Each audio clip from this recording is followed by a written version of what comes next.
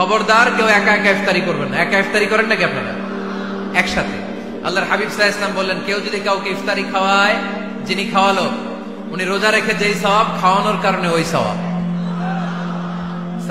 সাহাবারা বললেন, ইয়া রাসূলুল্লাহ, ইফতারি খাওয়ানোর মতো পয়সা তো আমাদের নাই। আল্লাহর হাবিব সাল্লাল্লাহু আলাইহি ওয়াসাল্লাম বললেন, ওয়ালাউ বিশারবাতি মা, যদি এক ঢোক পানি দিয়েও ইফতারি খাওয়া তবেও এই সওয়াব পাওয়া যাবে। ওয়ালাউ বিআযকা সিলাবান, এক ঢোক দুধ দিয়ে খাওয়ালো। ওয়ালাউ বিতামরা, একটা খেজুর দিয়ে ইফতারি করালো, এই সওয়াব। সুবহানাল্লাহ পড়েন। দুই ভাই ইফতারি করতে বসছেন, আপনার প্লেট থেকে একটা পেঁয়াজু আপনার ভাইয়ের প্লেটে দিলেন, আপনার ভাই একটা খেজুর আপনার প্লেটে দিল, দুইজন ইফতারি খাওয়ানোর সওয়াব হয়ে গেছে। সুবহানাল্লাহ কইতে পারলেন না? পারবেন সবাই? একসাথে খাবেন না আলাদা? আল্লাহর হাবিব সাল্লাল্লাহু আলাইহি ওয়াসাল্লাম খেতে বসলে কখনো খাবারের বদনাম করতেন না। সহিহ বুখারীর হাদিস, মা আবা রাসূলুল্লাহ সাল্লাল্লাহু আলাইহি ওয়াসাল্লাম তুআমান কত্তু, কখনো খাবারের বদনাম করেন নাই। এই 63 বছরের জীবনে কখনো না, একবারও না। ইনিশতাহাহু আকালাহু, ভাল লাগলে খাইতেন, বেশি বেশি খাইতেন।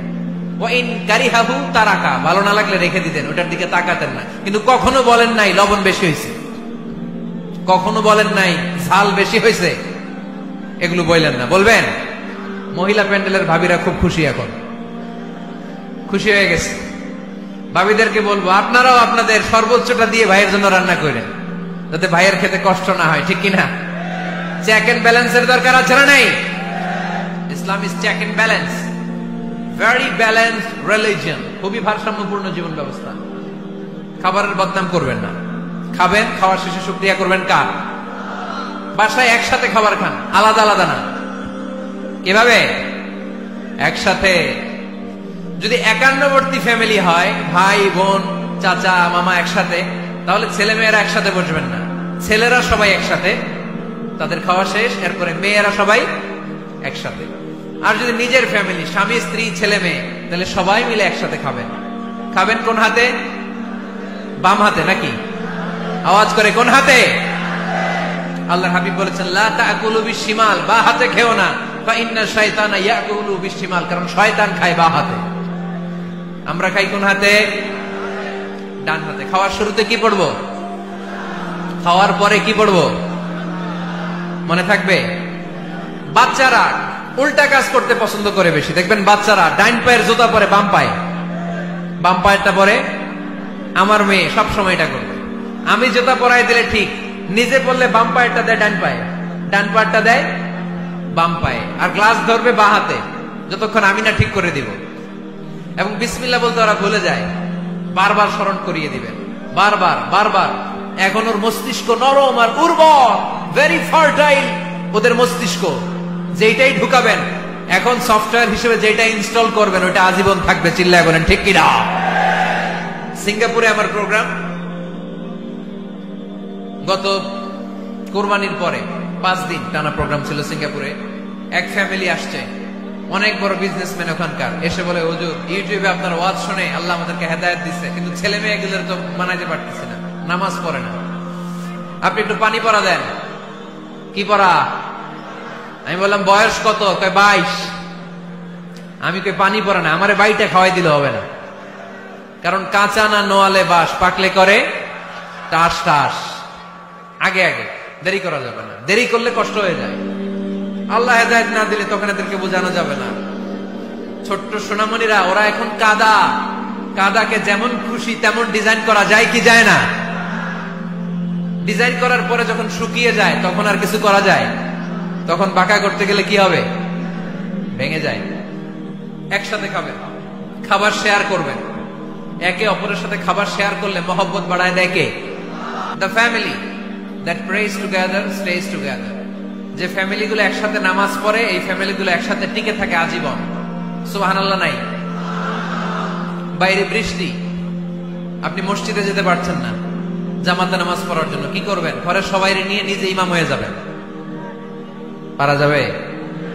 আরে শুরু করেন না, আজারি ভাইয়ের কথা শুনে শুরু করেন না, শান্তি আসবে।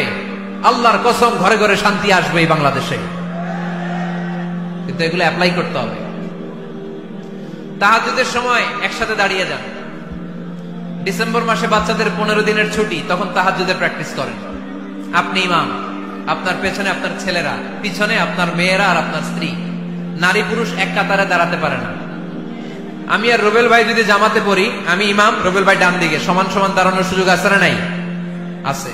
কিন্তু আমি যদি আমার স্ত্রীর সাথে জামাত করি, একসাথে দাঁড়ানো যাবে না।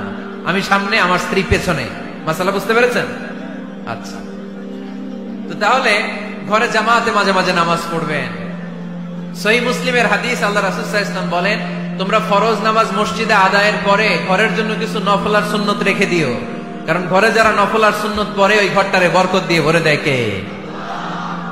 তাহলে 3 নাম্বার ফর্মুলা, ঘরে আমরা নামাজ পড়বো, মাঝে মাঝে জামাতে নামাজ পড়বো। রাজি আছেন তো সবাই? ইনশাআল্লাহ পড়েন না? ঘরে কোরআন তেলাওয়াত করবেন। কি করবেন? করেন, আপনারা করেন? হ্যাঁ, ঘরে কোরআন তেলাওয়াত করেন প্রতিদিন।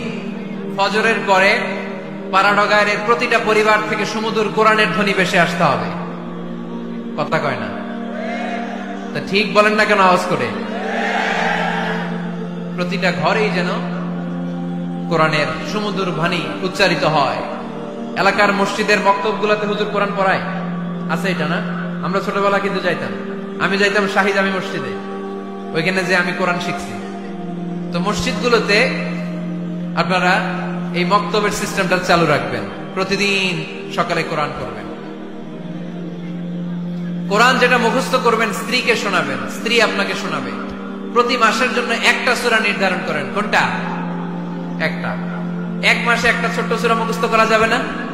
ধরেন সূরাতুত তিন, ওয়াত-তিনি ওয়াজ-জাইতুন, এটা এক মাসে মুখস্থ করা যাবে না? যাবে। আল্লাহর হাবিব সাল্লাল্লাহু আলাইহি ওয়াসাল্লাম আম্মা জান আয়েশা রাদিয়াল্লাহু তাআলা আনহুর কোলের মধ্যে মাথা রেখে কোরআন তেলাওয়াত করতেন। সুবহানাল্লাহ পড়বেন না? কানা রাসূলুল্লাহ সাল্লাল্লাহু আলাইহি ওয়াসাল্লাম ইয়াকরাউল কুরআন ওয়া রা'সুহু ফি হাজরি ওয়া আনা হায়েদ। আম্মা জান আয়েশা বলেন, আমার যখন মাসিক চলতো, আমার মেনস্ট্রুয়েশনাল পিরিয়ড চলাকালীন সময়ে আল্লাহর নবী আমার কোলে মাথা রেখে রেখে কোরআন তেলাওয়াত করে আমারে শোনাতেন। এইজন্য স্ত্রীর কোলে মাথা রেখে কোরআন তেলাওয়াত করা সুন্নাত। স্ত্রীর কোলে মাথা রেখে কোরআন তেলাওয়াত করা করেন তো? স্ত্রীর কোলে মাথা রেখে কোরআন তেলাওয়াত করছেন কে কে দেখি? ওই যে সাহস আছে কয়েকজনের, হাত তুলে ফেলছে। মাশাআল্লাহ, মাশাআল্লাহ। হ্যাঁ, স্ত্রীর কোলে মাথা রেখে কোরআন তেলাওয়াত করুন, এটা সুন্নাহ। ঘরে কোরআন তেলাওয়াত করুন। জিন, ভূত, ব্ল্যাক ম্যাজিক, জাদু টুনা, বানমারা সবগুলোরে নিঃশেষ করে দিবে কে? এজন্য আল্লাহর হাবিব সাল্লাল্লাহু আলাইহি ওয়াসাল্লাম বলতেন, সহিহ মুসলিমের বর্ণনা, লা তাজআলু বুয়ুতাকুম মাকাবিরা, তোমরা তোমাদের ঘরগুলোরে কবর বানিয়ে রেখো না। ফা ইন্নাল লা তাজআলু বুয়ুতাকুম মাকাবিরা, তোমরা তোমাদের ঘরগুলোরে কবর বানিয়ে রেখো না। ফা ইন্নাশ শাইতানা ইয়ানফিরু মিনাল বাইতিল্লাযী তুকরাউ ফীহি সূরাতুল বাকারা, যেই ঘরে সূরাতুল বাকারা তেলাওয়াত হয় ওই ঘর থেকে শয়তানগুলো দৌড়ে পালায়। সূরা বাকারা তেলাওয়াত করলে ওই ঘরে শয়তান ঢুকে ঢুকে ঢুকে। সহিহ মুসলিমের আরেক হাদিসে আল্লাহ রাসূল সাল্লাল্লাহু আলাইহি ওয়াসাল্লাম বললেন, ইকরাউ সূরাতাল বাকারা, তোমরা বেশি বেশি সূরা বাকারা পড়ো। ফা ইন্না আখযাহা বারাকা, যে সূরা বাকারা পড়ে তার ঘরটা বরকত দিয়ে ভরে দেয় কে? ওয়া তারকাহু হাসারা, যে বাকারা পড়ে না ও আফসোস করে। ওয়ালা ইস্তাতিউহাল বাতালা, যে ঘরে সূরা বাকারার তেলাওয়াত হয় ওই ঘরে কোনো জাদু টুনা, ব্ল্যাক ম্যাজিক কাজ করে না। চিল্লায় পড়েন আল্লাহু আকবার। বাড়ি উদ্বোধনের সময় নিজেই সূরা বাকারা দিয়ে বাড়ি উদ্বোধন করবেন, পারা যাবে? নতুন ফ্ল্যাট উদ্বোধন হয় না, নতুন বাড়ি উদ্বোধন হয় না, ইমাম সাহেব হুজুর যখন দোয়া করতে আসবে হুজুরে বলবেন, হুজুর একটু সূরা বাকারা তেলাওয়াত করেন, পারা যাবে? নিজেও সূরা বাকারা তেলাওয়াত করবেন। ঘরটারে সেফটি দিয়ে, প্রোটেকশন দিয়ে রাখবে কে? তাহলে 5 নাম্বার পদ্ধতি হচ্ছে ঘরে কোরআন তেলাওয়াত করতে হবে। কোরআনের সুমধুর আওয়াজ যে ঘরে থাকে ওই ঘরটারে শান্তি দিয়ে ভরপুর করে কে? মাঝে মাঝে আউটিং এ যাবেন, বেড়াতে যাবেন, এটা সুন্নাহ। কোরআন আর সুন্নাহ ছাড়া একটা কথা মিজানুর রহমান আজহারী বানায় বলে না, ঠিক কিনা? যেটাই বলবো এটার পরে দলিল হিসেবে কোরআনের আয়াত, নয় সহিহ বুখারীর রেফারেন্স, নয় সহিহ মুসলিমের রেফারেন্স, নয় সুনানে তিরমিজির রেফারেন্স, নয় সুনানে আবি দাউদের রেফারেন্স, অথবা ইবনে মাজার রেফারেন্স, কিংবা সহিহ ইবনে হিব্বান, মুস্তাদরাকে হাকিম, মুসান্নাফ ইবনে আবি শাইবা, একটা না একটা রেফারেন্স দিবই। বানায় কোনো কথা এই কোরআনের মঞ্চে চলতে দেয়া যাবে না। চিল্লায় বলি ঠিক কিনা? আপনারা সচেতন হইলেই বক্তারা সোজা। আপনারা যদি বলেন হুজুর মন করে কিছু বলবেন না, কিচ্ছা কাহিনী উল্টা পাল্টা শোনাবেন না, যেটা বলবেন পক্ষে কোরআনের দলিল দিয়ে বলবেন, ঠিক কি না? তাহলে বাংলাদেশ সোজা হয়ে যাবে। বক্তারা যদি সোজা, বাংলাদেশের সোজা, ঠিক কিনা? আর বক্তা করে সোজা রাখতে পারে জনগণ, ঠিক কিনা? কোরআন সুন্নাহর বাইরে আজগবি কোনো কথা আমরা শুনতে চাই। আউটিং এ যাবেন, আউটিং, ফ্যামিলি ট্যুরে যাবেন, দলিল দিচ্ছি দাঁড়ান। ফ্যামিলি ট্যুর, সবচেয়ে ভালো ফ্যামিলি ট্যুর হচ্ছে উমরা ট্যুর। কিসের ট্যুর? যদি সামর্থ্য থাকে মাঝে মাঝে উমরায় যান। উমরায় গেলে আপনার অর্থনৈতিক অবস্থাকে সচ্ছল করে দিবে কে? নতুন বিয়ে করেছো, হাজবেন্ড ওয়াইফ, আপনাদের হানিমুনটা মক্কায় করে আসেন, বরকত দিবে কে? তাহলে জীবনটা শুরুই হবে আল্লাহকে সেজদে দেওয়ার মধ্য দিয়ে। আওয়াজ করে বলতে হবে, ঠিক কিনা? শ্বশুর মশাই জামাইরে গিফট দিতে চান, উমরার প্যাকেজ গিফট দিবেন আজকে থেকে। পারা যাবে? ওই যে পোলাপাইন খুশি হাততালি দেয়।